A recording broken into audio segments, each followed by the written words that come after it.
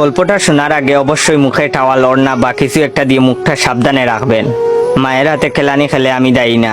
বল্টু হ উচ্চারণ করতে পারে না, হকে গো বলে ফেলে।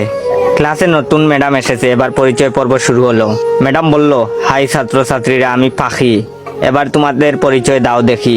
হাই আমি মন্টু, হাই আমি সেন্টু, এভাবে যে যার মতো পরিচয় দিল। এবার বল্টুর পালা। বল্টু বলল, গাই আমি বল্টু। ম্যাডাম বললেন, কি বললে হারামি?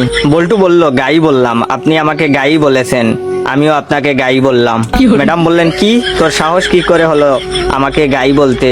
কে তোকে এসব বলতে বলেছে, বল আমাকে। বল্টু বলল, প্রধান শিক্ষক, তিনি বলেছেন ম্যাডাম এসে সবাইকে গাই বলবে, তোমরাও ম্যাডামকে গাই বলবে। বল্টুর কথা শুনে ম্যাডাম কাঁদা শুরু করলো। এমন সময় পাশের ঘর থেকে হেড স্যার আসলো। হেড স্যার আবার ক বলতে পারে না, ক কে প বলে ফেলে। হেড স্যার এসে বললেন, কি ব্যাপার ম্যাডাম, এভাবে পাচ্ছেন যে? প্রথম দিনেই ম্যাডাম রে এভাবে পাদানো হলো কেন? হেড স্যারের কথা শুনে ম্যাডাম আরো জুড়ে জুড়ে কাঁদা শুরু করলো।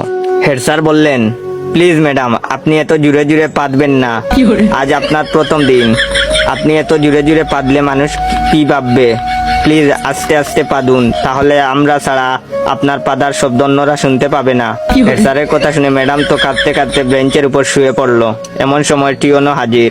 টিওনো আবার শ বলতে পারে না, শকে ম বলে ফেলে।